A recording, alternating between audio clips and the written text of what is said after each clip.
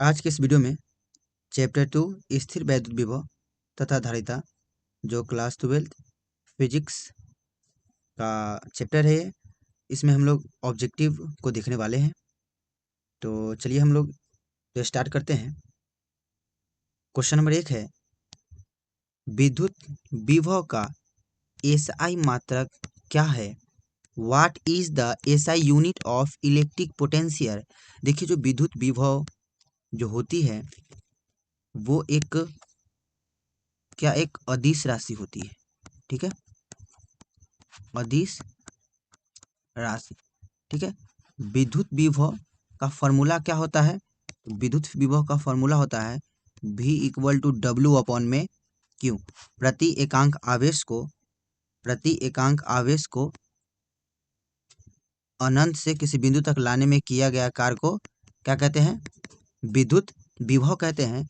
इसका मात्रक आपको पूछा है, तो इसका एसआई जो मात्रक होता है, एसआई मात्रक, वो आपका हो जाता है वोल्ट। क्या हो जाता है? वोल्ट। ठीक है, यदि फॉर्मूला से हम एक और मात्रक निकालना चाहे तो देखिए, V equal to W upon में क्यू है, तो डब्ल्यू का मात्रक हो जाता है, मीन्स कार का मात्रक हो जाता है जूल, अपॉन में क्यू का मात्रक हो जाता है आवेश का जो मात्रक है वो कूलम है। ठीक है, तो क्यू का जो मात्रक क्या हो जाएगा? कूलम हो जाएगा। तो हम लोग बोल सकते हैं विद्युत विभव का मात्रक एसआई मात्रक तो वोल्ट हो गया, और भी कोई मात्रक हुआ तो जूल प्रति कूलम भी बोला जा सकता है। ठीक है, एक वोल्ट को ही हम लोग बोल सकते हैं 1 जूल प्रति कूलम। ठीक है, चलिए, तो इसका आंसर क्या हो जाएगा? ऑप्शन ए हो जाएगा। विद्युत विभव का जो एसआई मात्रक होता है वो वोल्ट होता है। फैराडे किसका मात्रक होता है? तो ये जो फैराडे होता है आपका संधारित्र की धारिता का मात्रक हो जाता है। संधारित्र की धारिता का मात्रक हो जाता है। ठीक है, कूलम किसका मात्रक होता है? तो कूलम आपका आवेश का मात्रक होता है। ठीक है, और ओम किसका मात्रक होता है? तो ये आपका प्रतिरोध का मात्रक होता है। ठीक है, चलिए क्वेश्चन नंबर 2 देखते हैं। क्वेश्चन नंबर 2 है, क्या विद्युत विभव का सबसे मूलभूत सूत्र क्या है? तो विद्युत विभव का सबसे जो सिंपल जो फॉर्मूला है, basic formula of electric potential is V equal to क्या होता है? डब्ल्यू अपॉन में क्यू।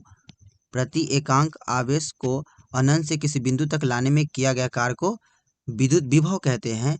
डब्ल्यू क्या है? तो डब्ल्यू आपका आवेश को लाने में किया गया कार्य होता है, और क्यू क्या है? यही आपका आवेश होता है। ठीक है, आवेश हो जाएगा। तो V equal to W upon में क्यू, इसका आंसर क्या हो जाएगा? ऑप्शन ए हो जाएगा। ठीक है, विद्युत विभव कौन सी मात्रक है पता है क्या? ये कौन सी मात्रक है? विद्युत विभव का मात्रक क्या है? अभी बात किए हैं इस पे, वोल्ट है। ठीक है, ध्यान में रखना है। और यह कौन सी राशि है? तो अदिश राशि है। ठीक है, चलिए अगला क्वेश्चन देखिए। क्वेश्चन नंबर 3 है, विद्युत विभव की बीमा क्या है? तो विद्युत विभव की बीमा हम लोग फॉर्मूला से निकाल लेते हैं। देखिए, V इक्वल टू फॉर्मूला होता है डब्ल्यू अपॉन में क्यू। तो यहाँ से डब्ल्यू का बीमा जो आ जाएगा वो जाएगा ML² T इनवर्स 2, और आवेश का बीमा जो होती है वो होती है AT। इसको सॉल्व कीजिए, ML² T ऊपर चला जाएगा तो T इनवर्स 3 हो जाएगा, A इनवर्स हो जाएगा। यही आपका जो बीमा हो जाएगी, किसका बीमा हो जाएगी? विद्युत विभव का। तो क्या है? ML² T inverse 3 A inverse. इसका आंसर ऑप्शन ए हो जाएगा। देखिए तो ML² T inverse 3 A inverse, इसका आंसर ऑप्शन ए हो जाएगा। चलिए नेक्स्ट क्वेश्चन देखते हैं। क्वेश्चन नंबर 4 है, विद्युत क्षेत्र और विद्युत विभव के बीच सही संबंध क्या है? What is the relation between electric field and potential? जो इलेक्ट्रिक फील्ड और पोटेंशियल के बीच जो संबंध होता है उसको हम लोग विभव प्रवणता भी कहते हैं। क्या कहते हैं? इन दोनों के बीच जो संबंध होता है उसको विभव प्रवणता भी कहा जाता है। विभव प्रवणता। इसका जो संबंध का जो फॉर्मूला होता है E equal to -dV upon में dx हो जाता है। E equal to -dV upon में dx। इसी को हम लोग dx न लिख के इसे ऐसे भी लिखा जा सकता है -dV इक्वल टू dr। ठीक है, तो इसका आंसर क्या हो जाएगा? ऑप्शन ए हो जाएगा इसका आंसर। अगला क्वेश्चन देखिए। क्वेश्चन नंबर 5 है, विद्युत द्विध्रुव की निरक्षीय स्थिति में विभव क्या होता है? What is the potential at equatorial position of a dipole? देखिए किसी डाइपोल के अक्षीय स्थिति पे जो विद्युत विभव का जो मान होता है अक्षीय पे, देखिए अक्षीय पे क्या होता है मान, तो अक्षीय पे हो जाता है आपका के पी वेक्टर अपॉन में आर स्क्वायर हो जाता है, किस पे? अक्षीय पे। और विद्युत विभव का मान निरक्षीय पे क्या हो जाता है? तो निरक्षीय पे आपका जीरो हो जाता है। क्या होता है? जीरो हो जाता है। तो इसमें किस में पूछा है? आपका निरक्षीय पे पूछा है, तो निरक्षीय पे क्या होता है? जीरो हो जाता है। इसका आंसर ऑप्शन ए हो जाएगा। अगला क्वेश्चन देखिए, क्वेश्चन नंबर 6 है, समविभवी पृष्ठ पर किया गया कार्य क्या होता है? तो सबसे पहले समझिए समविभवी पृष्ठ किसको कहते हैं? तो वैसा पृष्ठ, वैसा सतह, वैसा सरफेस जिसके हर एक बिंदु पे विद्युत विभव का जो मान होता है वो समान होता है। ठीक है, V इक्वल टू क्या हो जाएगा? के क्यू अपॉन में आर, मतलब हर एक बिंदु पे विद्युत विभव का मान समान होता है, वैसे सरफेस को हम लोग इक्वी पोटेंशियल सरफेस कहते हैं। ठीक है, तो इस पे जो किया गया कार्य जो होता है ना वो शून्य होता है। ठीक है, इसका आंसर ऑप्शन ए हो जाएगा। ठीक है, चलिए नेक्स्ट क्वेश्चन देख लीजिए। क्वेश्चन नंबर 7 है, बिंदु आवेश के कारण विभव का सूत्र क्या होता है? तो बिंदु आवेश के कारण जो विद्युत विभव का सूत्र होता है V equal to 1/4 pi epsilon naught Q upon में R हो जाता है। Q अपॉन में R, तो देख लीजिए इसका आंसर क्या हो जाएगा? Option 1/4 pi epsilon naught Q upon में R, इसका आंसर ऑप्शन ए हो जाएगा। ठीक है, चलिए नेक्स्ट क्वेश्चन देखिए। क्वेश्चन नंबर 8 है, विद्युत विभव कैसी भौतिक राशि है? What is the nature of electric potential? जो विद्युत विभव होता है वो आपका कौन सी राशि हो जाता है? अदिश राशि होता है, जिसका formula V equal to W upon में क्यू अभी देखे हैं। ठीक है, इसका मात्रक एसआई मात्रक क्या होता है? तो एसआई मात्रक क्या होता है? वोल्ट होता है। ठीक है, एक और मात्रक निकालिएगा तो जूल प्रति कूलम होता है, या इसी को हम लोग लिख सकते हैं जूल कूलम इन्वर्स भी लिखा जा सकता है। ठीक है, और किसी बिंदु आवेश का जो विद्युत विभव का मान होता है वो क्या होता है? के क्यू अपॉन में आर हो जाता है। इसी को थोड़ा और अच्छा से लिखा जा सकता है, तो के का वैल्यू होता है 1/4 पाई एप्सिलॉन नॉट, तो V इक्वल टू हम लोग ऐसे भी लिख सकते हैं 1/4 pi epsilon not Q upon में आर हो जाता है। ठीक है, ऐसे भी लिखा जा सकता है। ठीक है, और यहाँ से के का जो वैल्यू कितना होता है? के का जो वैल्यू होता है 9 × 10⁹ फैराडे इनवर्स मीटर। इस बात को ध्यान में रखिएगा, कहीं ये भी पूछ दिया जाता है कि 1/4 पाई एप्सिलॉन नॉट का वैल्यू कितना होता है, तो इसी को तो हम लोग के कहते हैं, इसी को तो के कहते हैं। इसका जो वैल्यू होता है 9 × 10⁹ क्या हो जाएगा? फैराडे इनवर्स मीटर होता है। ठीक है, चलिए यहाँ से एक एप्सिलॉन नॉट आया, तो एप्सिलॉन नॉट का मान पता है कितना होता है? बताइए तो कितना होता है? तो एप्सिलॉन का मान होता है 8.854 गुने 10⁻⁻12 फैराडे मीटर इनवर्स। ये आपका एप्सिलॉन नोट का मान हो जाता है। ठीक है, चलिए अगला क्वेश्चन देखते हैं। क्वेश्चन नंबर 9 है, इलेक्ट्रॉन वोल्ट किसका मात्रक है? Electron volt is a unit of, electron volt जो होता है वो आपका ऊर्जा का मात्रक होता है। इसका आंसर क्या हो जाएगा? ऑप्शन ए हो जाएगा। इलेक्ट्रॉन वोल्ट ऊर्जा का मात्रक होता है। एक इलेक्ट्रॉन वोल्ट बराबर होती है, वो होती है 1.6 गुने 10⁻⁻⁻19 जूल के बराबर हो जाता है। ठीक है, चलिए तो यहाँ विद्युत विभव का मात्रक क्या होता है? तो इसका मात्रक जो होता है वोल्ट होता है। क्या होता है? वोल्ट। विभवांतर का मात्रक क्या होता है? तो इसका ही मात्रक वोल्ट होता है। ठीक है, आवेश का मात्रक क्या होता है? तो आवेश का मात्रक कूलम हो जाता है। ठीक है, आवेश का सीजीएस मात्रक क्या होता है बताइए तो? सीजीएस मात्रक, तो सीजीएस मात्रक जो आपका हो जाता है स्टैट कूलम हो जाता है, स्टैट कूलम हो जाता है। ठीक है, चलिए नेक्स्ट क्वेश्चन देखिए। क्वेश्चन नंबर 10 है, पृथ्वी का विद्युत विभव मानक रूप में क्या माना जाता है? अर्थ पोटेंशियल इज कंसीडर एज, जो जो अर्थ का जो पोटेंशियल होता है उसको हम लोग शून्य कंसीडर करते हैं। इसका आंसर ऑप्शन ए हो जाएगा। और जो आपका अर्थ होता है उसको हम लोग चालक मानते हैं, क्या मानते हैं, कंडक्टर मान के चलते हैं, ठीक है, चालक होता है, कंडक्टर हम लोग मानते हैं, ठीक है, इस अर्थ को मीन्स पृथ्वी को। चलिए अगला क्वेश्चन देख लीजिए। क्वेश्चन नंबर 11 है, आवेशित चालक के ठीक भीतर विद्युत विभव का मान होता है। What is the value of electric potential inside a charged conductor. मतलब कोई चार्ज कंडक्टर के अंदर जो विद्युत विभव का मान होता है, ठीक है, विद्युत विभव का जो मान होता है किसी चार्ज कंडक्टर के अंदर, वो आपका क्या हो जाता है, तो वो आपका हो जाएगा नियत, कांस्टेंट हो जाएगा, क्या हो जाएगा, कांस्टेंट हो जाएगा, ठीक है। और ये तो विद्युत विभव कांस्टेंट हो जाता है, लेकिन यही पूछे कि किसी आवेशित चालक के ठीक भीतर विद्युत क्षेत्र का मान कितना होता है, तो विद्युत क्षेत्र का जो तीव्रता का मान होता है वो 0 हो जाता है, ठीक है, लेकिन विद्युत विभव का मान कांस्टेंट होता है, नियत होता है, तो इसका आंसर क्या हो जाएगा, ऑप्शन ए हो जाएगा। अगला क्वेश्चन नंबर देखिए, 12 नंबर क्वेश्चन क्या है, विद्युत द्विध्रुव के अक्षीय स्थिति में किसी बिंदु पर विभव समानुपाती होता है। तो अक्षीय स्थिति में विद्युत विभव का सबसे पहले आपको फॉर्मूला पता होना चाहिए। अक्षीय स्थिति में विद्युत विभव का जो फॉर्मूला है V इक्वल टू के पी वेक्टर अपॉन में आर स्क्वायर। इसी को सही से लिखिएगा तो इस प्रकार भी लिखा जा सकता है, V इक्वल टू के जगह पे 1 अपॉन में 4 पाई एप्सिलॉन नोट भी लिख सकते हैं, और P वेक्टर अपॉन में आर स्क्वायर। ये दोनों क्या है, अक्षीय स्थिति में विद्युत विभव का फॉर्मूला है। ऐसे लिखे तब चाहे ऐसे लिखे तब, ठीक है। तो यहाँ पे ये वाला वैल्यू कांस्टेंट होगा और ये P भी कांस्टेंट है, ठीक है। तो V किसके समानुपाती होगा, वो 1 अपॉन में आर स्क्वायर का समानुपाती होगा, ठीक है।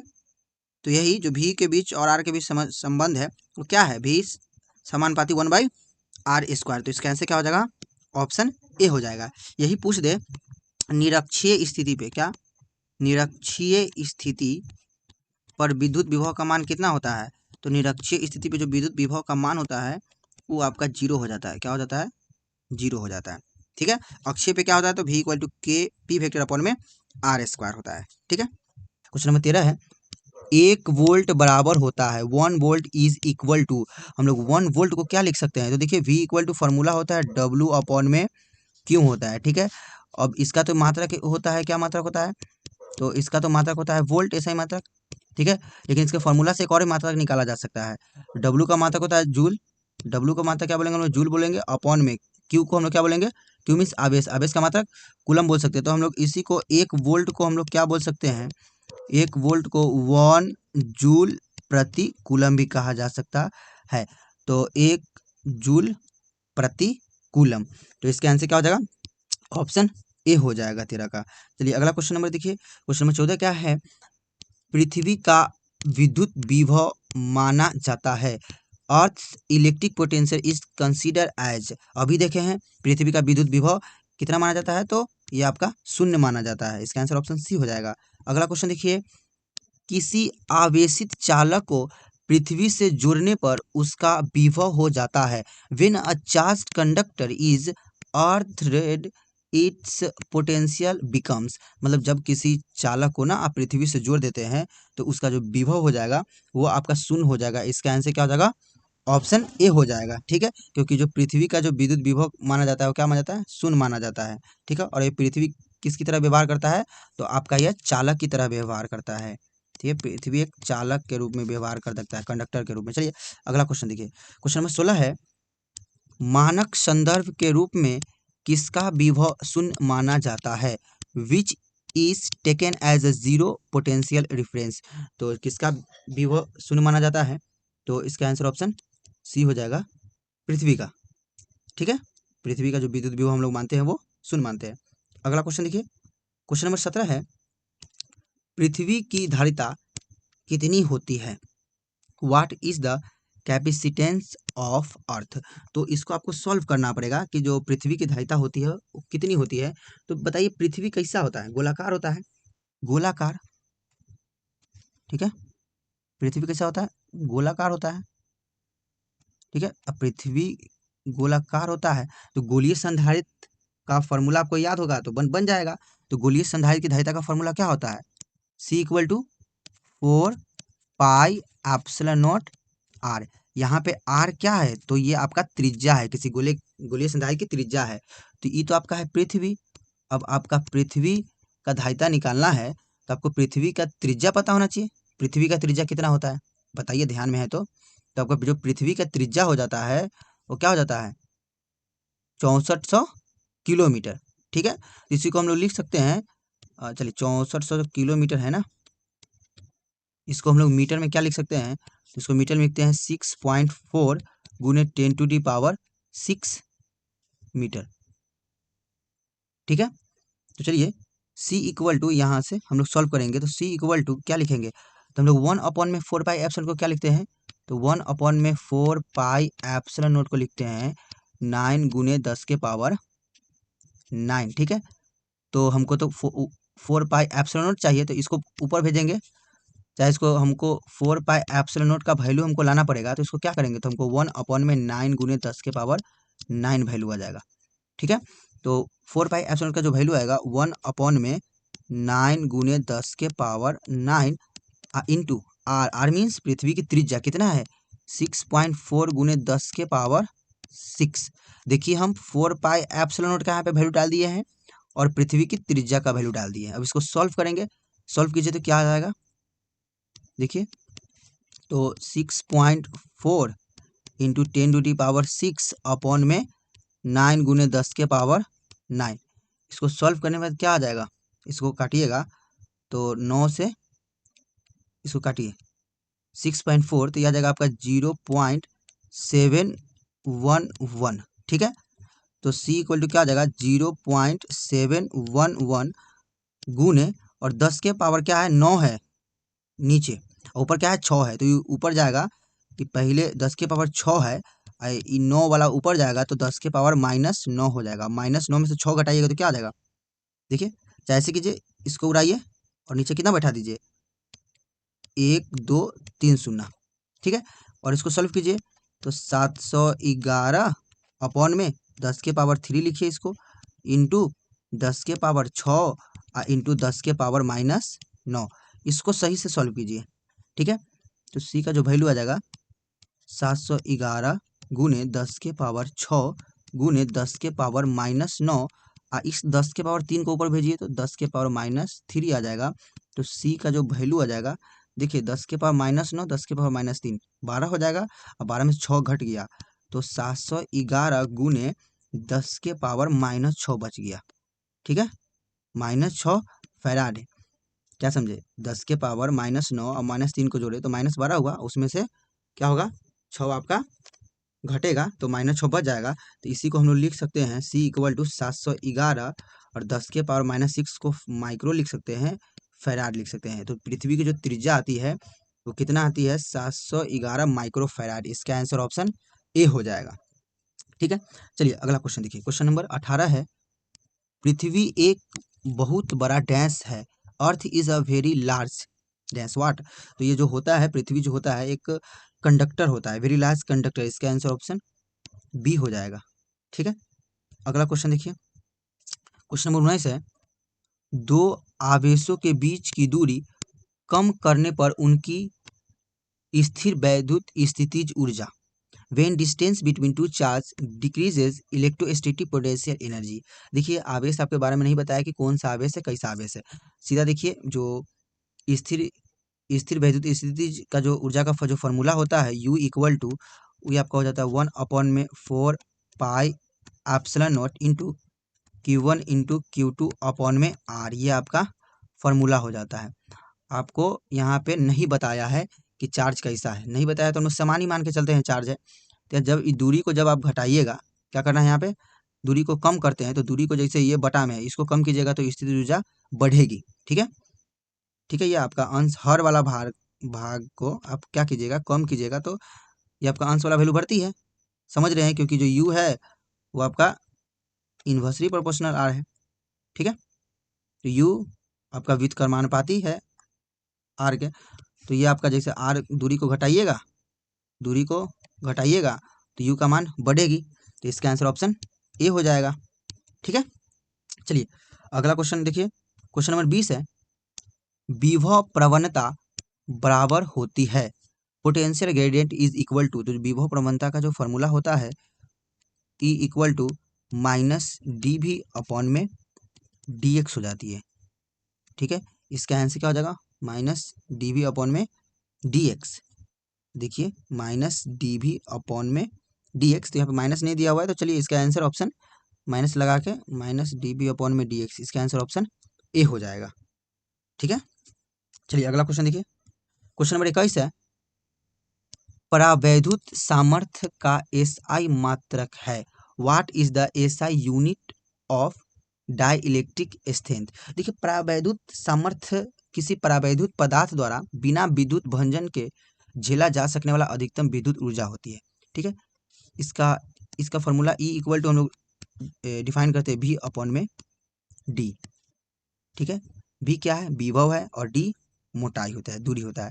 इसका एसआई जो मात्रक हो जाता है, एसआई मात्रक ये होता है वोल्ट प्रति मीटर हो जाएगा। क्या हो जाएगा, वोल्ट प्रति मीटर, तो इसका आंसर ऑप्शन वोल्ट प्रति मीटर, ऑप्शन ए हो जाएगा।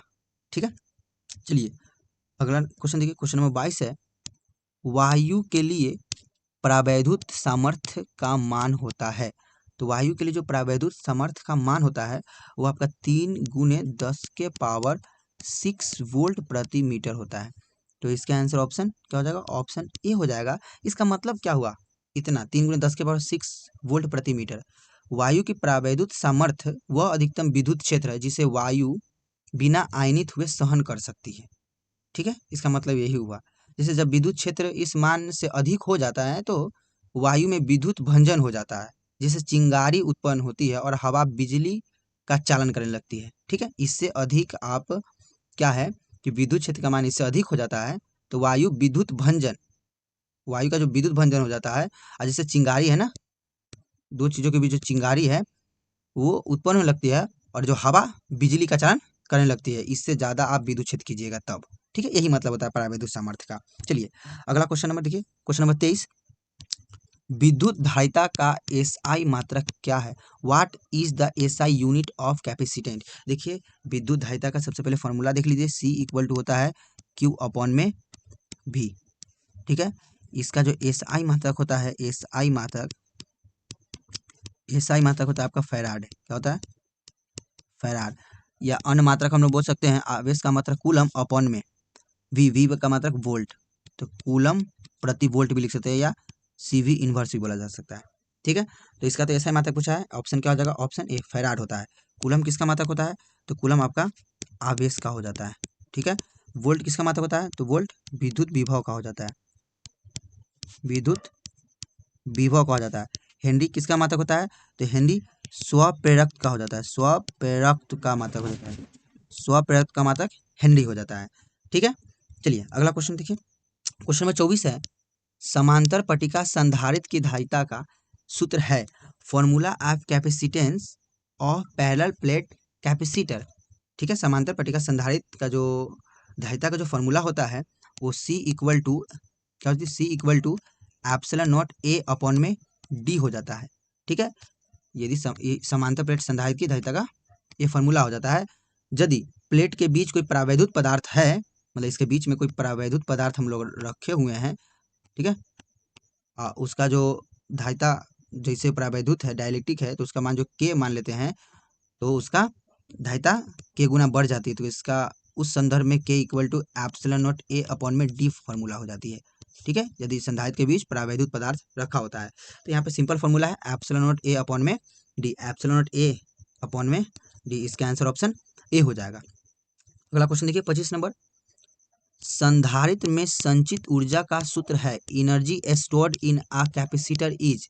संधारित्र में जो संचित ऊर्जा का जो फॉर्मूला होता है वो 1/2 CV स्क्वायर हो जाता है, 1/2 CV स्क्वायर हो जाता है। इसका आंसर क्या हो जाएगा, ऑप्शन आपका 1/2 CV स्क्वायर, इसका आंसर ऑप्शन ए हो जाएगा। ठीक है, इसी फॉर्मूला को हम इस फॉर्म में लिख सकते हैं, U equal to Q square upon में 2C भी लिखा जा सकता है, क्यू स्क्वायर अपॉन में 2C। कैसे चेंज करते हैं, तो C equal to Q upon में भी, यही सबको इसी से फॉर्मूला से हम लोग इसको चेंज करते हैं। ऐसे भी लिखा जा सकता है, एक चीज़ और भी, 1/2 क्यू भी लिखा जा सकता है इसी फॉर्मूला को। ठीक है, इसी फॉर्मूला से हम लोग चेंज किए हैं सबको, समझ गए इस बात को। अब जो एक और भी यहाँ से फॉर्मूला याद कीजिएगा, जो संधारित्र होता है उसका ऊर्जा घनत्व का क्या फॉर्मूला होता है, ठीक है। तो संधारित्र का जो ऊर्जा घनत्व का जो फॉर्मूला आप लोग देखिएगा वो आपका हो जाता है 1/2 एप्सिलॉन नॉट ई स्क्वायर। ये आपका ऊर्जा घनत्व का फॉर्मूला हो जाता है, ठीक है। इस बात को ध्यान में रखिएगा। और संधारित्र में संचित ऊर्जा यही होती है। 26 नंबर क्वेश्चन क्या है, गोलीय चालक की धारिता का मान होता है, capacitance of a spherical conductor is. जो गोलीय चालक की जो धारिता का मान होता है किसी स्फेरिकल कंडक्टर का कैपेसिटेंस जो होता है वो C equal to 4 pi epsilon naught R होता है। जहाँ R क्या होता है, तो R जो है वो आपका गोलीय चालक की त्रिज्या है। ये जो गोलीय चालक है ना, इसकी क्या है, ये R त्रिज्या है, ठीक है। तो गोलीय चालक की धारिता का मान कितना होता है, तो C equal to 4 pi epsilon naught R। ये एक फॉर्मूला भी है, ठीक है। चालक की धारिता का मात्रक क्या होता है, मात्रक याद है, संधारित्र की धारिता का मात्रक, चालक की धारिता का मात्रक क्या होता है, तो यही जो C का जो मात्रक होता है चालक की धारिता का मात्रक होता है फैराड। क्या होता है, फैराड होता है। चलिए क्वेश्चन नंबर 27 है, n संधारित्र श्रेणी क्रम में जुड़े हो तो तुल्य धारिता होगी equivalent capacitance in a series N capacitors. N capacitor जुड़ा हुआ है, ठीक है। तो हम लोग मान के चलते हैं जितना संधारित्र है, ठीक है, वो सब किस में जुड़ा हुआ है, श्रेणी क्रम में जुड़ा हुआ है, लेकिन उसकी धारिता क्या है, C है, मान लेते हैं हम लोग, ठीक है। तो पहले से देखिए फॉर्मूला क्या होता है श्रेणी क्रम का, 1 में C2 बराबर का क्या है, 1 में C1 प्लस 1 में C2 प्लस 1 में C3 plus dash dash dash 1 में Cn तक जुड़ा हुआ है, ठीक है। लेकिन जो सबकी धारिता हम लोग मानते हैं C कितना जुड़ा हुआ है, तो ये n टाइम्स जुड़ा हुआ है, ठीक है। सबकी धारिता क्या है, C है, ठीक है। तो चलिए मान लेते हैं, इधर देखिए जैसे दो जब जुड़ा हो, जब दो जुड़ा हो, मान लीजिए इसकी संधारिता मतलब इसकी धारिता C है, इसकी धारिता C है, तो 1 में C2 कितना आएगा, तो वही होगा 1 में C प्लस 1 में C। इसका एलसीएम लीजिएगा तो क्या आ जाएगा, एलसीएम लेने के बाद C और 1 प्लस 1, मतलब जो ऊपर जो टोटल है ना उस सबको जोड़ा जाता है, ठीक है। यही एक बार और 1 में C हो जाए तो प्लस 1 और भी होगा, ठीक है। यही नंबर ऑफ क्या होता है, नंबर ऑफ संधारित्र होता है, मतलब संधारित्र की संख्या हो जाती है। तो ये आपका n टाइम्स भी दिया हुआ है, तो 1 में C2 जो होगा वो क्या हो जाएगा, क्या हो जाएगा, सब तो बराबर है, 1 में C हो जाएगा प्लस 1 में C प्लस 1 में C प्लस 1 में C प्लस 1 में C dash dash dash n तक, ठीक है। तो 1 में जो C2 आ जाएगा वो क्या आ जाएगा, देखिए पहले तो एलसीएम तो C होगा सबका, लेकिन सबको जोड़िएगा 1 plus 1 plus 1 plus 1 plus 1 plus कितने तक, n टाइम तक, तो सबको जोड़िएगा तो कितना आ जाएगा, n आ जाएगा, ठीक है। तो यहीं से 1 में C2 क्या आया, n में C आया, तो यहीं से C2 कितना आ जाएगा, C2 जो आ जाएगा वो C में n आ जाएगा, ठीक है। इसका आंसर C में A, इसका आंसर क्या हो जाएगा, ऑप्शन ए हो जाएगा, ठीक है। चलिए नेक्स्ट क्वेश्चन देखिए, क्वेश्चन नंबर 28 है, क्या है, एन संधारित्र समांतर क्रम में जुड़े हो तो तुल्य धारिता होगी equivalent capacitance is a parallel N capacitors. मतलब एन कैपेसिटर किस में जुड़ा हुआ है, पैरेलल में, मतलब समांतर क्रम में जुड़ा हुआ है। देखिए समांतर क्रम कैसा होता है, इस प्रकार का होता है, आमने सामने, ठीक है, आमने सामने जुड़ा हुआ है। ये कितना है, एन टाइम्स है, इसका कोई ठिकाना नहीं है कितना है, 2 3 5 50 कुछ भी हो, ठीक है। तो हमको बताना है कि इसकी तुल्य धारिता क्या होगी। तो समांतर क्रम में जो C2 का फॉर्मूला होता है क्या होता है, C1 plus C2 plus C3 dash dash dash Cn, ठीक है। तो C2 का जो इसमें बराबर आ जाएगा, सब तो इसमें C दिया होगा, ठीक है, सब तो धारिता सेम होगी, तो C plus C plus C plus C plus C plus dash dash dash कहाँ तक, n तक है, तो मान लेते हैं C, ठीक है। तो ये कितने टाइम्स है, तो इसकी तो नंबर आपका कितना दिया हुआ है, n संधारित्र, इससे जो संख्या कितना है, n है, तो सिंपल सा जो इस समय जो होगा C2 सिर्फ क्या करेंगे, इसमें n से मल्टीप्लिकेशन करा देंगे, तो C2 जो आएगा वो NC आ जाएगा, क्या आ जाएगा, C2 जो आएगा NC आ जाएगा आपका, ठीक है। इसका आंसर ऑप्शन ए हो जाएगा, ठीक है। यही समांतर क्रम में ये आया, और श्रेणी क्रम में क्या आया था, श्रेणी क्रम में यदि n संधारित्र श्रेणी क्रम में जुड़े हो तो तुल्य धारिता क्या आया था, C2 बराबर, ये आपका जो आया था वो आया था C/N। ये दोनों को याद करके रखिएगा, ठीक है। चलिए नेक्स्ट क्वेश्चन देखिए, क्वेश्चन नंबर 29 है, प्रावैधुत पदार्थ डालने पर संधारित्र की धारिता, प्रावैधुत पदार्थ डालने पर संधारित्र की धारिता, capacitance when dielectric is inserted, मतलब जब आप किसी संधारित्र के बीच में, देखिए ये आपका संधारित्र है, ठीक है, इसमें आप क्या डालते हैं तो प्रावैधुत पदार्थ डाल देते हैं, इसके बीच में प्रावैधुत पदार्थ, ठीक है, ठीक है, जिसका वैल्यू मान लेते हैं के है, ठीक है। तो जब आपके संधारित्र के बीच में जो प्रावैधुत पदार्थ डालते हैं तो इसकी धारिता क्या हो जाती है, बढ़ जाती है, क्या होती है, बढ़ जाती है। तो क्या, जैसे प्रावैधुत पदार्थ डालने पर जो धारिता होती है वो आपका के मीन्स जो प्रावैधुतांक होता है वो पहले से उतना गुना हो जाता है, मतलब कोई प्रावैधुतांक किसी प्रावैधुत पदार्थ का प्रावैधुतांक के है तो उसकी जो नया धारिता होगी वो के गुना हो जाती है, ठीक है। कहने का मतलब इसका जो एक फॉर्मूला भी होता है C इक्वल टू के क्या होती है, C इक्वल टू के एप्सिलॉन नॉट A अपॉन में D, ठीक है। तो ये जो के का मान तो बढ़ाइएगा ना तो ये धारिता बढ़ेगी ही, समझ गए। हवा के लिए, एयर के लिए क्या के का वैल्यू 1 होता है, और जब पदार्थ डालिएगा तो के का मान बढ़ेगी, और के का तो डायरेक्ट गुना में है तो के का मान बढ़ेगी तो धारिता क्या होगी, बढ़ती है। इसका आंसर ऑप्शन ए हो जाएगा, आपको ध्यान में रखना है। चलिए अगला क्वेश्चन देखिए, क्वेश्चन नंबर 30 है, वांडी ग्राफ जनित्र उत्पन्न करता है, वांडी ग्राफ जनित्र प्रोड्यूसेस, तो ये क्या होता है, तो ये उच्च वोल्टता को क्या करता है, जनरेट करता है, ठीक है। अगला क्वेश्चन, क्वेश्चन नंबर 31 है, समांतर संयोजन में समान रहता है, ठीक है।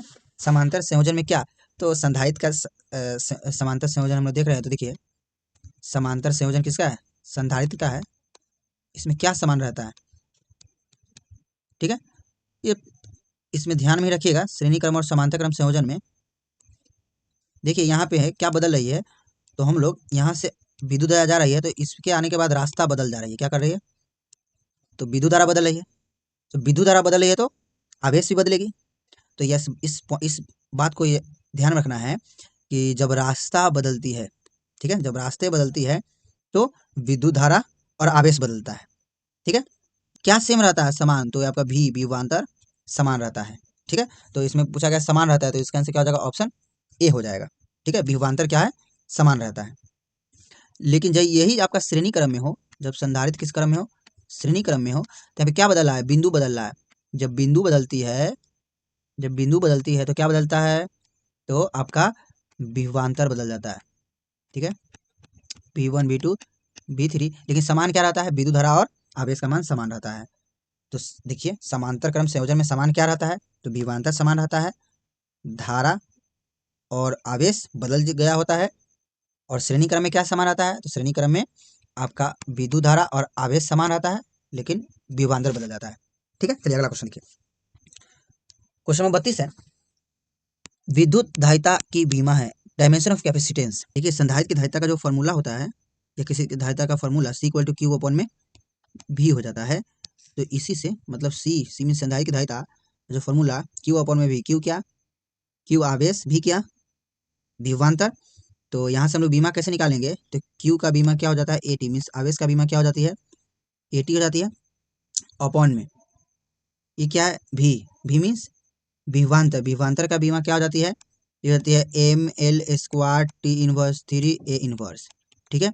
इसको सॉल्व कीजिएगा तो आपका क्या आ जाएगा, M इनवर्स, L ऊपर जाएगा तो L इनवर्स 2, M ऊपर गया तो M इनवर्स, L ऊपर गया तो L इनवर्स 2, T ऊपर जाएगा तो पहले से एक T है ये जाके T के पावर 4 हो जाएगा, और A ऊपर जाएगा तो A का क्या रहेगा, A ऊपर जाएगा तो A पहले से ये है, ये जाएगा प्लस में तो A² हो जाएगा। तो जो धारिता का जो फॉर्मूला आ जाए, मतलब धारिता का जो फॉर्मूला से हम लोग बीमा निकाले हैं वो क्या आ जाएगा, M inverse L inverse 2 T power 4 A², M inverse L inverse 2 T power 4 A², इसका आंसर ऑप्शन ए हो जाएगा। चलिए अगला क्वेश्चन देखिए, क्वेश्चन नंबर 33 क्या है, 1 माइक्रोफैराड बराबर होती है, तो देखिए 1 माइक्रोफैराड बराबर जो होती है वो क्या हो जाती है, 10 के पावर -6 फैराड, ठीक है। इसका आंसर क्या हो जाएगा, ऑप्शन ए हो जाएगा। यदि यही पूछ दे 1 नैनो फैराड बराबर कितना होती है, तो 10 के पावर -9 फैराड, ठीक है।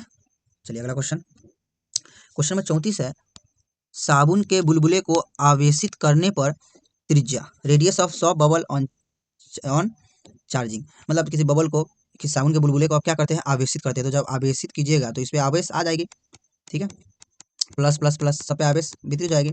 अब जब आवेश इस पे आएगी, समान आवेश में क्या होता है, प्रतिकर्षण होता है, प्रतिकर्षण। अब प्रतिकर्षण के दौरान क्या हो जाएगी, इसकी त्रिज्या बढ़ती है। इसका आंसर ऑप्शन ए हो जाएगा। अगला क्वेश्चन 35 नंबर है, कूलम प्रति वोल्ट का मात्रक कहलाता है। कूलम प्रति वोल्ट का मात्रक क्या है, या सॉरी, यहाँ पे समझना है आपको, कूलम प्रति वोल्ट जो मात्रक है किसको हम लोग कह सकते हैं, डिनोट कर सकते हैं। तो देखिए, एक संधारित्र की धारिता का formula C equal to Q upon में V, ठीक है, ये आपका फॉर्मूला तो होता है। यहाँ से एक तो संधारित्र की धारिता का जो मात्रक होता है, ऐसा मात्रक क्या होता है, फैराड, ठीक है। इस फॉर्मूला से जो मात्रक हम लोग निकालते हैं क्या हो जाएगा, आवेश का मात्रक कूलम अपॉन में वोल्ट, विभवांतर का मात्रक वोल्ट, कूलम प्रति वोल्ट। तो हम एक फैराड को हम लोग क्या लिख सकते हैं, 1 कूलम प्रति वोल्ट भी लिखा जा सकता है, मीन्स फैराड को कूलम प्रति वोल्ट भी लिखा जा सकता है। तो इसका आंसर क्या हो जाएगा, ऑप्शन ए हो जाएगा। अगला क्वेश्चन देखिए, क्वेश्चन नंबर 36 है, द्विध्रुव को घुमाने का कार्य है, work done in rotating dipole, मतलब किसी द्विध्रुव को घुमाने में किया गया कार्य कितना होता है, तो W equal to P 1 minus cos theta होता है। इसका आंसर ऑप्शन ए हो जाएगा, ठीक है। मतलब कोई विद्युत क्षेत्र में आप किसी द्विध्रुव को रखते हैं माइनस क्यू प्लस क्यू, तो इसको घुमाने में जो किया गया कार्य होता है वो क्या होता है, W equal to PE 1 minus cos theta हो जाता है। चलिए क्वेश्चन देखिए 37 नंबर, धातु का प्रावैधुतांक होता है, dielectric constant of metal is, जो धातु का प्रावैधुतांक होता है वो क्या हो जाता है, अनंत हो जाता है। प्रावैधुतांक का जो फॉर्मूला होता है एप्सिलॉन आर, या इसी को हम लोग के भी कहते हैं संधारित्र के रूप में, तो एप्सिलॉन अपॉन में एप्सिलॉन नोट हो जाता है, ठीक है। हवा के लिए प्रावैधुतांक का मान कितना होता है, तो हवा के लिए जो होता है वो 1 होता है, कितना होता है, 1, ठीक है, या निर्वात के लिए भी 1 लगभग, ठीक है।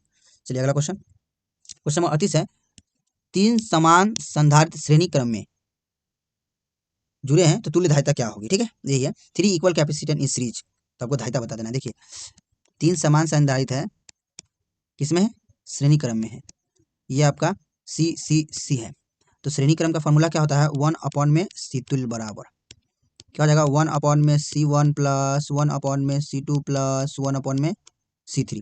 इसको सॉल्व कीजिएगा क्या आ जाएगा, 1 अपॉन में सी तुल्य बराबर, तो एलसीएम लीजिएगा, सब तो सी है, 1 अपॉन में सी प्लस 1 अपॉन में सी प्लस 1 अपॉन में सी, ये तो मेन फार्मूला है, लेकिन सब तो धारिता सेम है, तो 1 अपॉन में सी प्लस 1 अपॉन में सी, तो इसका एलसीएम लीजिए क्या आ जाएगा, सी 1 प्लस 1 प्लस 1, तो 1 अपॉन में सी तुल्य क्या आएगा, आ जाएगा 1 अपॉन में सी तुल्य जो आएगा वो आपका आ जाएगा 3 अपॉन में सी, तो यहाँ से सी तुल्य क्या आ जाएगा, इसको पलटिएगा, इसको ऊपर इसको नीचे कीजिएगा, तो हो जाएगा सी अपॉन में 3, ठीक है। चलिए सी अपॉन में 3, इसका आंसर ऑप्शन ए हो जाएगा। क्वेश्चन नंबर 39 देख लीजिए, आवेश वितरण से होता है चार्ज शेयरिंग रिजल्ट्स इन, मतलब चार्ज को शेयर से क्या होता है, ठीक है, चार्ज को वितरण करने से तो ऊर्जा का ह्रास होता है, ऊर्जा में की वृद्धि होती है, ऊर्जा नियत रहती है, कोई नहीं, तो इसका आंसर ऑप्शन ए हो जाएगा, ऊर्जा का ह्रास होता है, ठीक है। अगला क्वेश्चन देखिए, क्वेश्चन नंबर 40 है, किसी चालक की धारिता C और उस पर आवेश Q हो तो V होगा, if a conductor has capacitance C and charge Q then potential V is equal to क्या होता है, देखिए संधारित्र की धारिता C इक्वल टू जो फॉर्मूला होता है C equal to Q upon में V हो जाता है, जैसे V इक्वल टू क्या आ जाएगा, Q अपॉन में C हो जाएगा, ठीक है, तो Q अपॉन में C, इसका आंसर ऑप्शन ए हो जाएगा। क्वेश्चन नंबर 41 है, 3 संधारित्र जिनमें प्रत्येक की धारिता C है समांतर क्रम में जुड़े हैं, तुल्य धारिता होगी, 3 capacitors each of the capacitance C are connected in a parallel equivalent capacitance each. देखिए 3 कैपेसिटर है आपका, ठीक है, 3 संधारित्र है आपका, तीनों किस में जुड़ा हुआ है, तो समांतर क्रम में जुड़ा हुआ है, ठीक है, तीनों का तीनों आपका समांतर क्रम में जुड़ा हुआ है, तो आपको क्या बताना है, इक्विवेलेंट कैपेसिटेंस बताना है, मतलब तुल्य धारिता आपको बता देना है, यही है। तो समांतर क्रम का क्या फॉर्मूला होता है, सी तुल्य का सी इक्विवेलेंट का फॉर्मूला जो होता है वो क्या जाता है, C1 plus C2 plus C3, ठीक है। तो सी तुल्य आपको निकालना होगा, तो C1 का वैल्यू भी C दिया हुआ है, C प्लस C, तो क्या आ जाएगा आपका आ जाएगा 3C, ठीक है, सी तुल्य आपका आंसर आ जाएगा, या सी इक्विवेलेंट कितना आएगा 3C, तो इसका आंसर ऑप्शन ए हो जाएगा। ठीक है, चलिए नेक्स्ट क्वेश्चन देखिए। क्वेश्चन नंबर 42 है, संधारित्रों के श्रेणीबद्ध संयोजन में समान रहती है, in series combination same quantity is. देखिए जब आप संधारित्र का क्या करते हैं, श्रेणी क्रम करते हैं, ठीक है, तो इसमें क्या समान रहता है, तो देखिए इस जब आप संधारित्र का श्रेणी क्रम करते हैं तो इसमें विभवांतर अलग अलग होता है। क्या होता है, विभवांतर बदलते रहता है, ठीक है, जबकि इसमें आवेश जो है क्यू का मान क्या होता है, समान होता है। ठीक है, क्यू का मान समान होता है, मतलब आवेश इसमें समान रहता है। इसके लिए ऑप्शन क्या हो जाएगा, ऑप्शन ए हो जाएगा। ठीक है, चलिए अगला क्वेश्चन देख लीजिए। क्वेश्चन नंबर 43 है, वायु के लिए आपेक्षिक प्रावैधुता का मान है, relative permittivity of air is. जो एयर का आपको बताना है कि प्रावैधुता का मान कितना है। तो देखिए ये सिंपल है, सबसे पहले प्रावैधुता किसको कहते हैं ये समझ लीजिए, आपेक्षिक प्रावैधुता इसी का नाम है, या इसी को बोलते प्रावैधुतांक भी बोला जाता है। ठीक है, एप्सिलन आर से इसको डिनोट करते हैं, इसका फॉर्मूला होता है एप्सिलन अपॉन में एप्सिलन नोट। ठीक है, किसी माध्यम की प्रावैधुता और निर्वात की प्रावैधुता के अनुपात को अपेक्षिक प्रावैधुता कहते हैं, या इसी को अपेक्षिक प्रावैधुतांक भी कहा जाता है। ठीक है, या विद्युतशीलता, सिंपल समझिए, इसको क्या कहते हैं, किसी माध्यम की विद्युतशीलता और निर्वात की विद्युतशीलता के अनुपात को ही कहते हैं। देखिए एप्सिलन नोट जो होता है ना, ये आपका निर्वात की विद्युतशीलता होती है, इसके मान भी होती है 8.854 गुने 10 के पावर -12 फैराडे मीटर इनवर्स होती है। तो यहाँ आपको पूछा है कि वायु के लिए एप्सिलन आर का वैल्यू क्या होगा। ठीक है, तो वायु के लिए जो एप्सिलन आर का वैल्यू होता है वो लगभग 1 के बराबर होता है। किसके बराबर होता है, 1 के। ठीक है, ये निर्वात के लिए भी लागू होता है, तो इसका आंसर ऑप्शन ए हो जाएगा। 0 कभी भी नहीं हो सकता है, मतलब आपेक्षिक प्रावैधुता का मान, आपेक्षिक प्रावैधुता का मान जब भी होता है वो 1 से क्या होता है, 1 से बड़ा ही होता है, 1 से बड़ा, कभी भी 1 से छोटा नहीं हो सकता है। ठीक है, ये जो आपका अनंत दिया हुआ है ये आपका धातु किसका होता है, धातु, धातु का जो प्रावैधुतांक होता है वो अनंत होता है, या आपेक्षिक प्रावैधुता जो होता है धातु का वो आपका क्या होता है, अनंत होता है। इस बात को ध्यान में रखना है। ठीक है, चलिए अगला क्वेश्चन देखते हैं।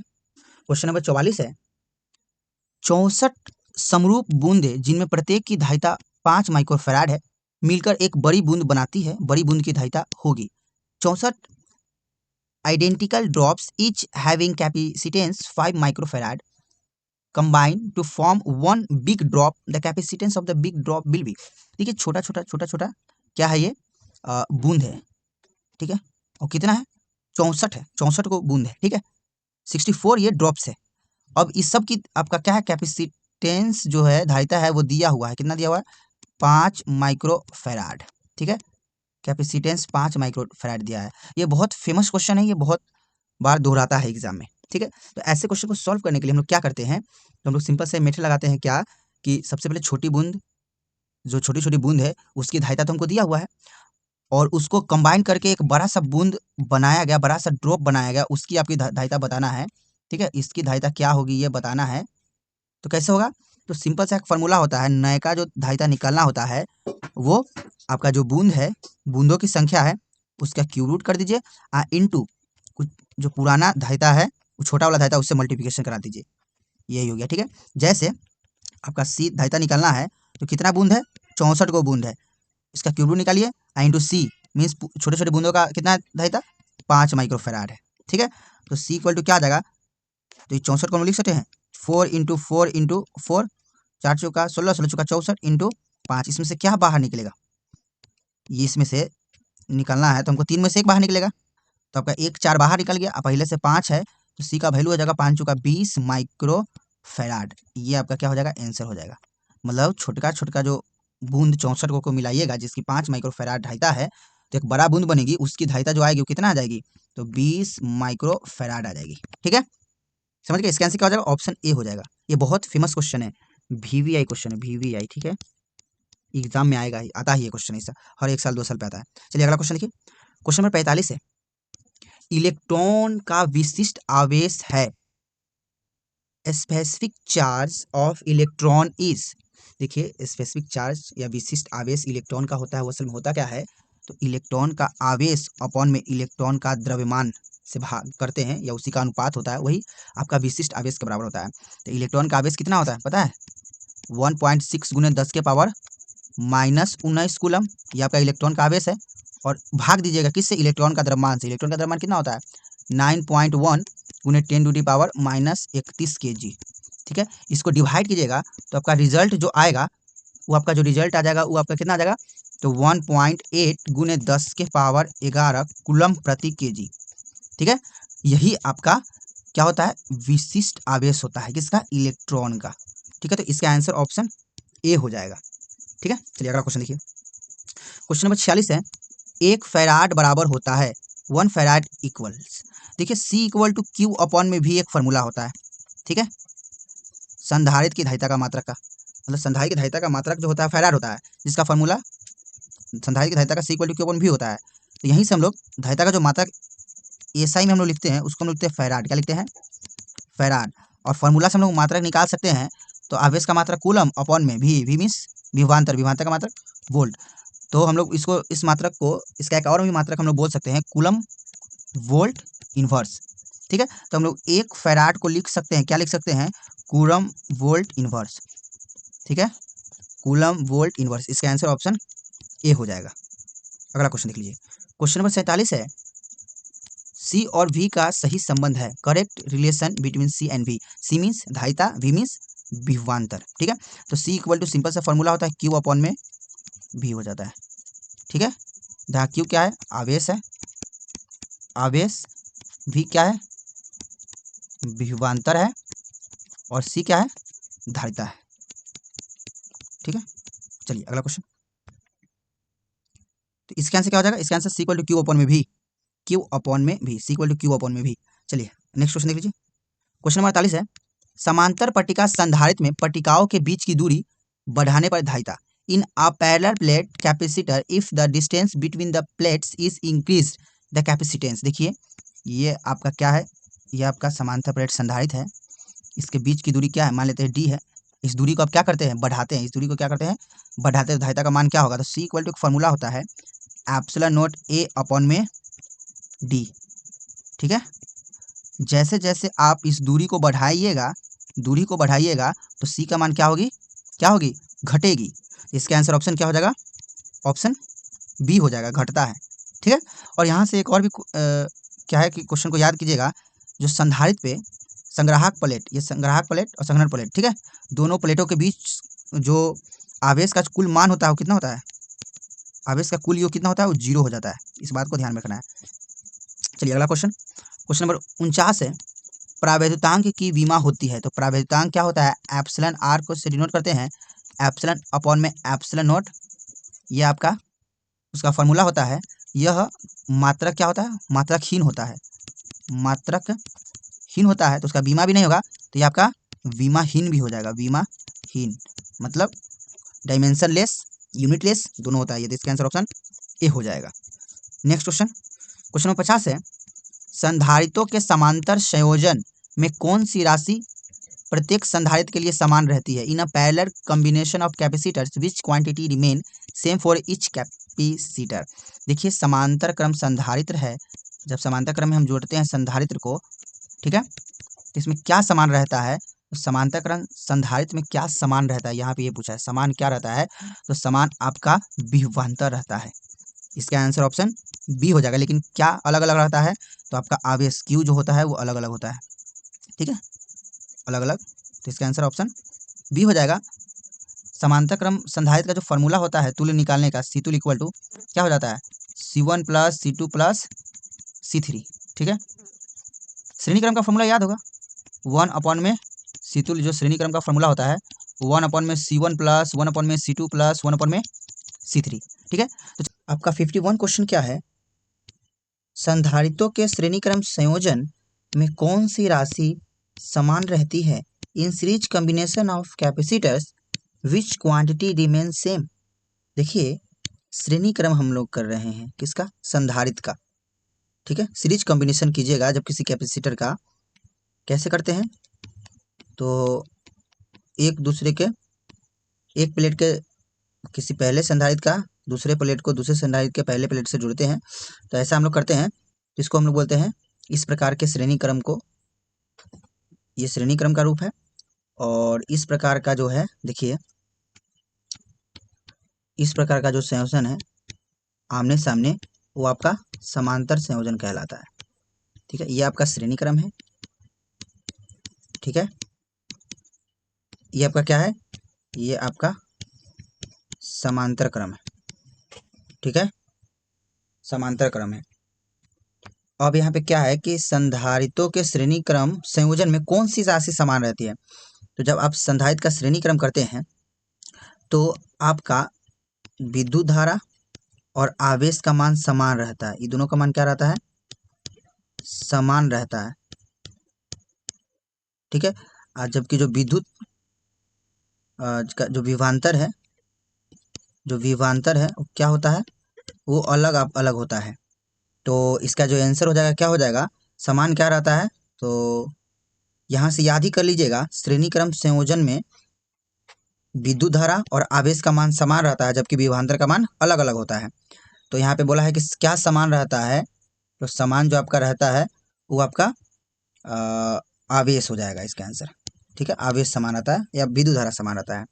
यहीं पे पूछ देता अलग क्या रहता है, श्रेणी क्रम हम लोग संयोजन करते हैं कि संधारित्र का, तो कौन सा राशि जो है भिन्न होता है, तो वही आपका यहाँ पे क्या हो जाता, विभवांतर हो जाता, विभवांतर। ठीक है, यही आपका क्या है, समांतर क्रम संयोजन। देख लीजिए, समांतर क्रम संयोजन में विभवांतर तो सेम रहता है, भी क्या रहता है, भी आपका समान रहता है।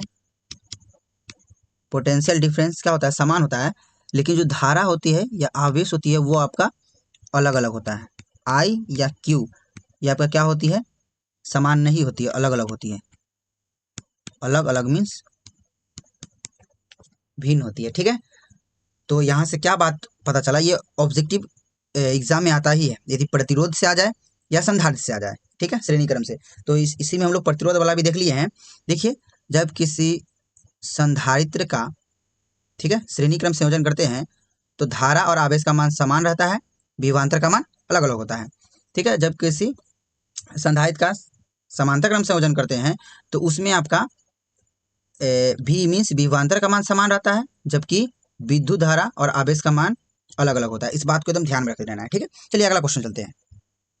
क्वेश्चन नंबर 52 है, ऊर्जा घनत्व का एसआई मात्रक है, SI unit of energy density is.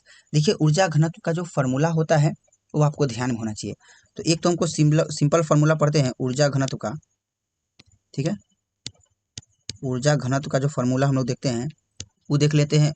क्या देखते हैं, तो ऊर्जा अपॉन में आयतन।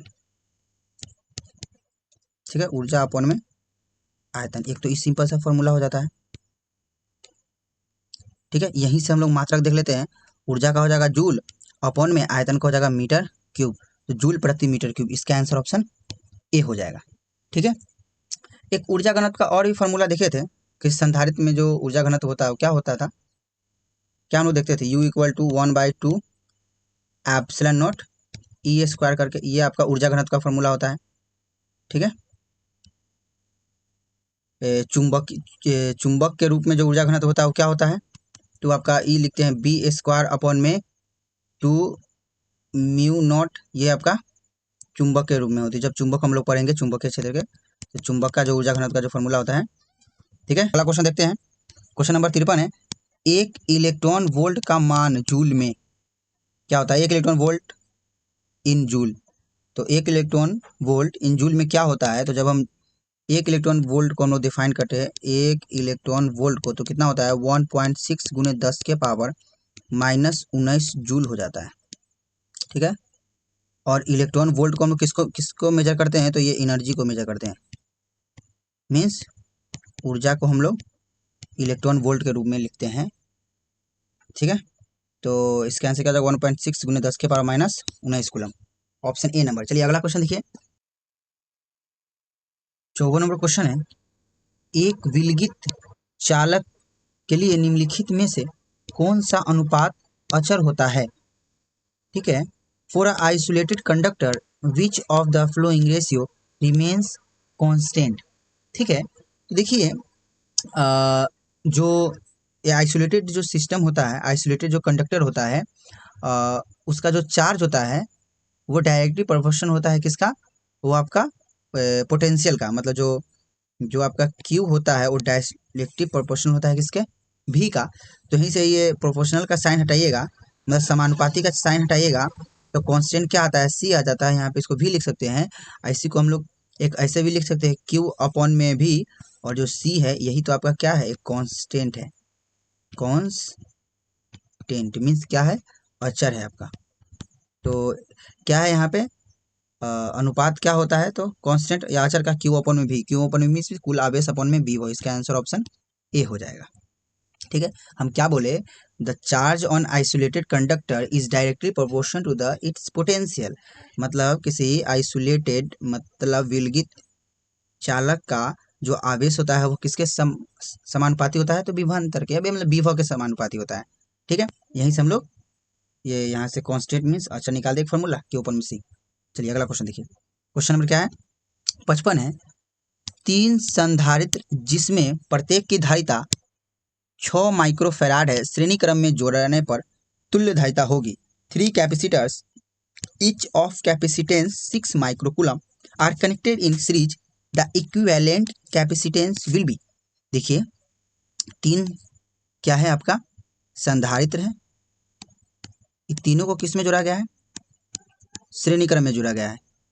तीनों का जो वैल्यू है 6 माइक्रोफैराड है, इसका वैल्यू 6 माइक्रोफैराड है, इसका वैल्यू 6 माइक्रोफैराड है, श्रेणी क्रम में जोड़ा गया है। श्रेणी क्रम में तुल्य प्रतिरोध क्या होता है, संधारित्र का श्रेणी क्रम में, संधारित्र का श्रेणी क्रम, संधारित्र का श्रेणी क्रम का क्या फॉर्मूला होता है, तो 1 अपॉन में सी तुल्य इक्वल टू क्या होता है, 1 अपॉन में C1 प्लस 1 अपॉन में C2 प्लस 1 अपॉन में C3। तो आपको चाहिए 1 अपॉन में सी तुल्य निकालना है, तो क्या हो जाएगा, 1 अपॉन में 6 प्लस 1 अपॉन में 6 प्लस 1 अपॉन में 6, एलसीएम निकालिए। एलसीएम 1 अपॉन में सी तुल्य कीजिएगा, तो इसका एलसीएम निकालने के बाद 6 आएगा, 1 प्लस 1 प्लस 1, तो वहाँ से 1 अपॉन में सी तुल्य कितना आ जाएगा, 3 अपॉन में 6 प्लस 3 अपॉन में 6, तो क्या हो जाएगा, 3 कम 3, 3 दूनी 6, इसको पलटी कीजिएगा, मतलब इसको ऊपर कीजिएगा, हमको तो चाहिए सी तुल्य, सी तुल्य, तो हमको इसको भी ऊपर भेजना पड़ेगा, तो 2 कहाँ चला जाएगा ऊपर, तो 2 माइक्रोफैराड आंसर आ जाएगा। ठीक है, 2 माइक्रोफैराड इसका आंसर ऑप्शन ए हो जाएगा। अगला क्वेश्चन देखिए, क्वेश्चन नंबर 56 है। प्रावैद्युत ध्रुवण का एसआई मात्रक है, SI unit of dielectric polarization. देखिए जो प्रावैद्युत ध्रुवण का जो फॉर्मूला होता है वो हम लोग P इक्वल टू, और कैसे डिफाइन करते हैं, P equal to P upon में V। ठीक है, ये क्या है आपका, द्विध्रुव आघूर्ण है, ये आपका द्विध्रुव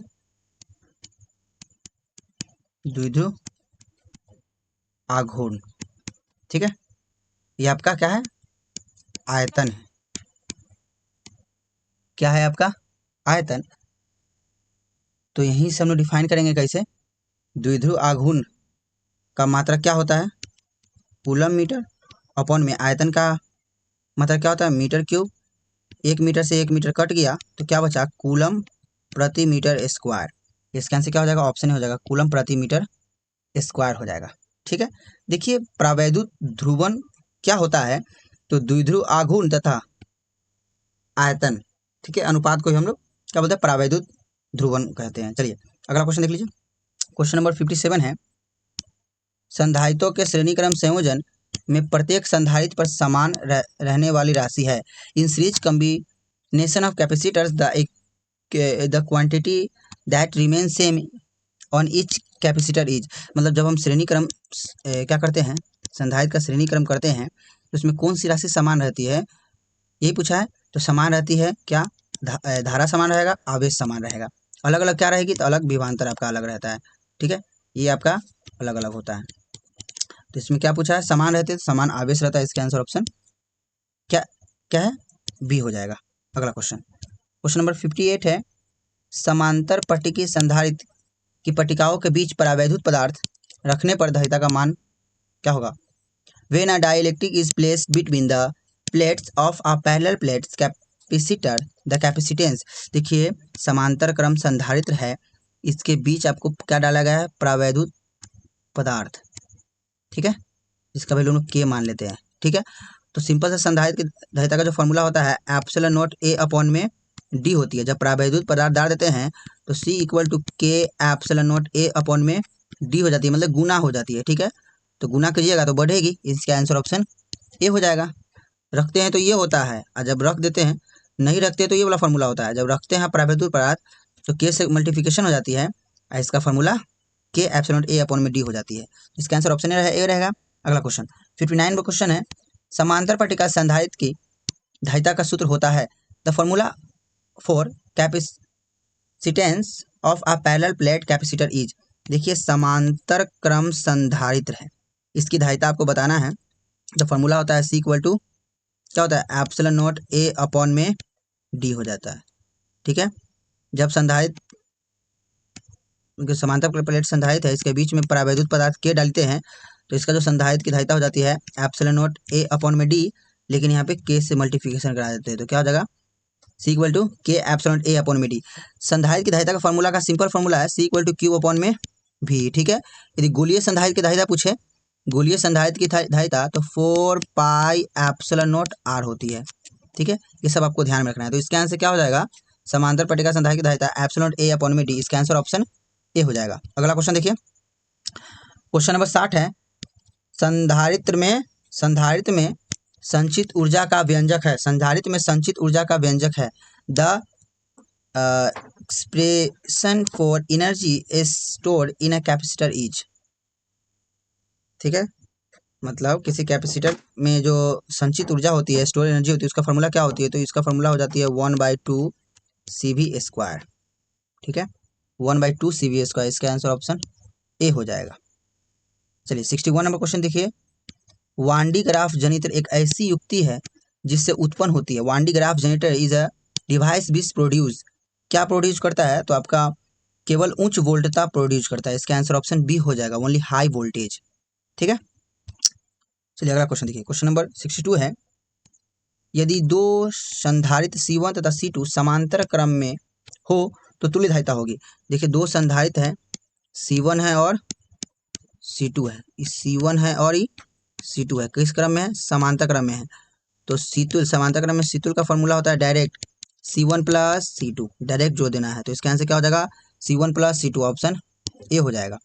अगला क्वेश्चन देखिए, क्वेश्चन नंबर 63 है, संधारित्रों के समांतर संयोजन में जो राशि प्रत्येक संधारित्र के लिए समान रहती है वह है, क्या पूछा है, समांतर क्रम संयोजन।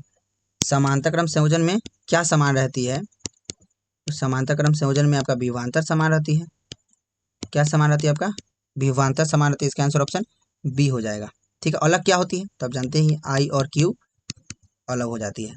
चलिए अगला क्वेश्चन, क्वेश्चन नंबर 64 है, आवेशित संधारित्र पर दोनों प्लेटों के आवेशों का योग होता है। देखिए ये आपका आवेशित संधारित्र है, समांतर प्लेट संधारित्र, जिसपे एक पे प्लस आवेश और एक पे माइनस आवेश, तो ले देखिए जो टोटल चार्ज होगा वो प्लस क्यू और माइनस क्यू कितना आ जाएगा, 0 हो जाएगा। तो किसी आवेशित संधारित्र पर दोनों प्लेटों के बीच का, दोनों प्लेटों के आवेशों का योग कितना होता है, तो 0 होता है। इसका आंसर ऑप्शन ए हो जाएगा, ठीक है। अगला क्वेश्चन चलिए, 45 नंबर क्वेश्चन है, मतलब 65 नंबर क्वेश्चन है, वायु में स्थित किसी गोलीय चालक की धारिता समानुपाती होती है। देखिए किसी गोलीय चालक की जो धारिता होती है, ठीक है, वो क्या होती है, तो C equal to 4 pi epsilon not R, ये वैल्यू कांस्टेंट हो जाएगा, तो जो सी होगा वो समानुपाती हो जाएगा किसका, आर का। तो गोलीय संधारित्र की जो धारिता होती है वो त्रिज्या के समानुपाती होती है। इसका आंसर ऑप्शन बी हो जाएगा। अगला क्वेश्चन 66 नंबर क्वेश्चन है, ऊर्जा घनत्व U का सही सूत्र समांतर पट्टिका संधारित्र के लिए होता है, the correct formula of energy density for a parallel plate capacitor is. देखिए ये आपका पैरेलल प्लेट है, ठीक है, समांतर पट्टिका संधारित्र है, इसका जो संधारित्र की धारिता का जो फॉर्मूला होता है वो क्या हो जाता है, क्या होता है, एप्सिलॉन नॉट ए अपॉन में डी, इसकी धारिता हो जाती है, ठीक है। और इसमें संचित ऊर्जा का फॉर्मूला हो जाती है, क्या हो जाती है, 1/2 CV² हो जाती है। लेकिन यहाँ पूछा है कि ऊर्जा घनत्व, तो इसकी जो ऊर्जा घनत्व हो जाती है 1/2 एप्सिलॉन नॉट E² हो जाती है, 1/2 एप्सिलॉन नॉट E²। इसका आंसर ऑप्शन ए हो जाएगा। अगला क्वेश्चन देखिए, क्वेश्चन नंबर 67 है, एक संधारित्र जिसका वैल्यू कितना है 5 माइक्रोफैराड को 10 वोल्ट तक आवेशित करने पर ऊर्जा होगी energy stored in a capacitor charge to 10 voltage. मतलब कैपेसिटर का वैल्यू दिया हुआ है, ठीक है, मतलब सी का जो वैल्यू दे दिया हुआ है कितना, 5 माइक्रोफैराड। इसको बदल लीजिए सी फैराड में, तो 5 × 10⁻⁻6 फैराड हो जाएगा आपका। भी कितना हो जाएगा, तो भी आपका 10 वोल्ट हो जाएगा, ठीक है। आपका क्या बताना है, तो ऊर्जा कितना स्टोर होगी, तो ऊर्जा का संचित ऊर्जा का जो फॉर्मूला होता है 1/2 CV²। तो यहाँ से 1/2 लिखेंगे, सी के जगह पे कितना, तो 5 × 10⁻⁻6 और भी के जगह पे 10 का स्क्वायर। तो क्या हो जाएगा 1/2 5 × 10⁻⁻6 और ही 10 का स्क्वायर क्या हो जाएगा 100, ठीक है।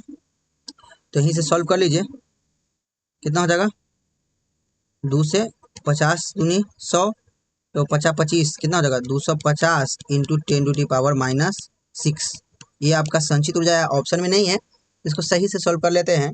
तो क्या करते हैं, इस पॉइंट को हम लोग इधर शिफ्ट करते हैं, ये हो जाएगा U = 2.5 × 10⁻⁻4, ठीक है, 10⁻⁻4 जूल। ये आपका आंसर हो जाएगा। पॉइंट को इधर शिफ्ट किए हैं, 2 अंक के बाद इधर लाए हैं यहाँ पे, ठीक है। क्वेश्चन नंबर 68 है, वांडी ग्राफ जनित्र का कार्य सिद्धांत आधारित है। Working principle of Van de Graaff जनित्र इज बेस्ड ऑन। तो यह केवल 3 की क्रिया से, action of sharp point only, केवल विद्युत प्रेरण पे, इलेक्ट्रोस्टैटिक इंडक्शन ओनली। तो ये दोनों पर होती है, तो इसका आंसर ऑप्शन सी हो जाएगा, ठीक है। चलिए अगला क्वेश्चन देखिए, 69 है, 3 समान संधारित्र श्रेणी क्रम में जोड़े जाए तो तुल्य धारिता होगी if 3 equal capacitors are connected in series equivalent capacitance is. देखिए 3 संधारित्र किस में जोड़ा गया है, आपका श्रेणी क्रम में जोड़ा गया है। किस में जोड़ा गया है, इसका वैल्यू C1 है, C2 है, C3 है, लेकिन सब की संधारित्र की धारिता क्या है, C सब की है, ठीक है। सबका टोटल C1 C2 C3 सब क्या है, आपका C है। तो ये पूछा है कि तुल्य धारिता क्या होगी, तो श्रेणी क्रम में तो जानबे करते हैं फॉर्मूला 1/C तुल्य होता है। तो क्या हो जाएगा 1/C1 plus 1/C2 plus 1/C3। तो 1/C तुल्य का क्या हो जाएगा, 1/C1 की जगह पे C, C2 की जगह पे भी C और C3 की जगह पे भी C। सॉल्व कीजिए इसको, तो 1/C तुल्य जो आ जाएगा क्या आ जाएगा, एलसीएम लीजिए, C 1 + 1 + 1, तो 1/C तुल्य क्या आ जाएगा आपका 3/C। लेकिन हमको तो 1/C तुल्य चाहिए नहीं, हमको C तुल्य चाहिए, तो C तुल्य जो आपका आ जाएगा वो आ जाएगा आपका C/3, C/3। इसका आंसर ऑप्शन बी हो जाएगा। अगला क्वेश्चन चलिए, क्वेश्चन नंबर 70 क्या है, समांतर पट्टिका संधारित्र की धारिता क्षेत्रफल के साथ बदलती है। Capacitance of parallel plate capacitor varies with area as. कैसे बदलती है, देखिए फॉर्मूला होता है C = ε0A/d। दूरी को कांस्टेंट कर दिया जाए, मतलब फिक्स कर दिया जाए, और एप्सिलॉन को फिक्स कर दिया जाए, तो C जो होगा वो क्षेत्रफल के समानुपाती हो जाएगा, ठीक है। तो इसका आंसर ऑप्शन ए हो जाएगा, ठीक है। अगला क्वेश्चन देखिए, क्वेश्चन नंबर 71 है, यदि हवा की जगह केरोसिन तेल डाल दिया जाए तो धारिता, if air replaced by kerosene between plates capacitance क्या होगा। तो बात वही है, कैपेसिटेंस क्या हो जाएगा, बढ़ जाएगा। इसका आंसर ऑप्शन ए हो जाएगा। कैसे बढ़ेगा, देखिए ये यहाँ पे एयर होता है, तो एयर के लिए जो फॉर्मूला होता है, मतलब उसको एक मान के चलते हैं, एयर के लिए जो के का मान, ठीक है, C = K∈A/d। तो एयर के लिए के का मान 1 होता है, मान के चल लेते हैं लगभग, तो केरोसिन का 1 से अधिक होता है, ठीक है। तो इसका जो आंसर हो जाएगा 1 से अधिक, यहाँ पे मल्टीप्लिकेशन होगा तो बढ़ेगा ही, तो ऑप्शन ए सही है। चलिए अगला क्वेश्चन, क्वेश्चन नंबर देखिए 72 क्या है, आपको दिया हुआ है ये फिगर है, इसको सॉल्व करना है। ए और बी के बीच धारिता होगी। The total capacitance between A and B is given figure will be. क्या हो जाएगा, तो देखिए सबसे पहले आपको इसको सॉल्व करना पड़ेगा, ठीक है। इसको सॉल्व कीजिएगा तो एक आएगा, एक बनेगा, और इसको उसके साथ हमको सॉल्व कर देना पड़ेगा, ए और बी। सबसे पहले ऊपर वाला का सॉल्व कीजिए, क्या हो जाएगा, तो 6 माइक्रो फैराडी है, 6 माइक्रो फैराडी है, तो सॉल्व करिएगा श्रेणी क्रम में। श्रेणी क्रम में फॉर्मूला होता है 1 में सी तुल, तो 1 में सी तुल करिएगा तो 1 में 6 और प्लस 1 में 6, तो 1 में सी तुल क्या आ जाएगा, 6 एलसीएम लीजिए, 1 + 1, तो 1 में सी तुल जो आ जाएगा क्या आ जाएगा, 2 में 6, 2 एकम 2, 2 तिहाई 6, ऐसे उलट पलट कीजिएगा तो सीतुल क्या आ जाएगा, हमको तो 1 में सीतुल तो चाहिए नहीं, हमको सीतुल चाहिए, तो सीतुल जो आएगा वो 3 माइक्रो फैराड आ जाएगी। क्या आ जाएगी, 3 माइक्रो फैराड आ जाएगी, ठीक है। 3 माइक्रो फैराड तो हो जाएगा 3 माइक्रो फैराड, और ये आपका नीचे क्या है 6 माइक्रो फैराड, तो ये दोनों क्या आ जाएगा समांतर क्रम में आपको जोड़िएगा सीतुल, तो क्या आ जाएगा C1 + C2, 3 + 6, क्या हो जाएगा 6 3 9 माइक्रो फैराड आपका आंसर हो जाएगा। तो इसका आंसर ऑप्शन सी हो जाएगा। चलिए अगला क्वेश्चन देखिए, क्वेश्चन नंबर 73 है, एम द्रव्यमान तथा ई आवेश का एक इलेक्ट्रॉन विरामा अवस्था से वी विभवांतर पर त्वरित होता है तो इलेक्ट्रॉन का अंतिम वेग होगा। An electron of mass m and charge E is accelerated from rest through a potential difference v, the final velocity of the electron will be। देखिए आपको बताना है कि जो इलेक्ट्रॉन का जो अंतिम वेग है वो क्या होगा, ठीक है। देखिए इसको सॉल्व भी हम लोग कर सकते हैं इस फार्मूला से। क्या होता है, v का फार्मूला W/Q, यहाँ से W वर्क क्या होगा, v इंटू क्या हो जाएगा Q, तो v का v रहेगा, Q के जगह पे यहाँ पे तो इलेक्ट्रॉन है, मतलब चार्ज क्या है, इलेक्ट्रॉन है, तो वर्क कितना हो गया, W को हम लोग लिख सकते हैं E इंटू वी लिख सकते हैं। अब देखिए कार्य प्रमेय थ्योरम पढ़े थे, तो क्या होता है, यही जो हो जाएगा वो एनर्जी के रूप में हो जाएगा संचित EV, ठीक है। तो यहीं से K को लिख सकते हैं 1/2 mv स्क्वायर लिख सकते हैं इंटू E इंटू वी हो जाएगा। तो यहीं से आप v को निकालिएगा ना, तो √2EV में क्या आ जाएगा, m आ जाएगा। ये आपका अंतिम वेग आ जाएगा किसका, इलेक्ट्रॉन का, तो 2EV में m, इसका आंसर ऑप्शन ए हो जाएगा, ठीक है। यहाँ से ई भी वेग है, ये आपका भी क्या है, विभवांतर, इस बात को ध्यान में रखिएगा। चलिए अगला क्वेश्चन देखिए, क्वेश्चन नंबर 74 है, एक समांतर प्लेट संधारित्र की धारिता C है, यदि इसके प्लेटों के बीच की दूरी आधी कर दी जाए तो धारिता का मान होगा। A parallel plate capacitor has capacitance if the distance between its plate is reduced to half, the capacitance becomes। देखिए ये समांतर क्रम जो है समांतर प्लेट संधारित्र है, इसके बीच की दूरी d है, तो फॉर्मूला क्या होता है संधारित्र की धारिता का, ε0A/d। अब d को क्या कर दिया जाता है, d को आपको आधा कर दिया जाता है, क्या कर दिया जाता है, आधा, तो c क्या हो जाएगा ε0A/d/2, तो 2 कहाँ चला जाएगा, ऊपर चला जाएगा, तो c = क्या आ जाएगा 2ε0A/d। तो ई तो आपका क्या था, पुरनका धारिता था, ये आपका क्या आ गया, नया आ गया, तो इसको ऐसे भी लिखा जा सकता है, सी जो नया था, नया आया है, वो आपका 2 गुने सी, मतलब पुराना का आया है, क्या है, पुरनका का आया है, तो क्या हो जाएगा इसका, जो सी नया है वो 2 गुने पुराना का आ जाएगा, तो यहाँ पे आंसर हो जाएगा c = 2c, मतलब 2c हो जाएगा, इसका आंसर ऑप्शन बी हो जाएगा, मतलब धारिता 2 गुनी बढ़ जाएगी। चलिए अगला क्वेश्चन देखिए, क्वेश्चन नंबर 75 है, 10 माइक्रोकूलम एवं -10 माइक्रोकूलम के 2 बिंदु आवेश वायु से परस्पर 40 सेंटीमीटर की दूरी पर रखे हैं, निकाय की वैद्युत स्थितिज ऊर्जा होगी। 2 point charge 10 microcoulomb and -10 microcoulomb are placed 40 centimetre apart in air, what will be the electrostatic potential energy of the system. Question में क्या क्या दिया हुआ है, तो क्यू का वैल्यू दे दिया हुआ है, मतलब Q1 दे है 10 माइक्रोकूलम, इसको बदल सकते हैं 10 × 10⁻⁻6 कूलम, ठीक है। Q2 आपको दे है क्या दिले है -10 माइक्रो कूलम, इसको बदल सकते हैं -10 गुने 10 के पावर -6 कूलम। ठीक है, दूरी दिले है कितना, दूरी दिले है 40 सेंटीमीटर, तो इसको बदल सकते हैं मीटर में, 100 से भाग देंगे कितना आएगा 0.4 मीटर। आपका स्थितिज ऊर्जा का जो फॉर्मूला होता है क्या होता है, K(Q1 × Q2 अपॉन में R हो जाता है।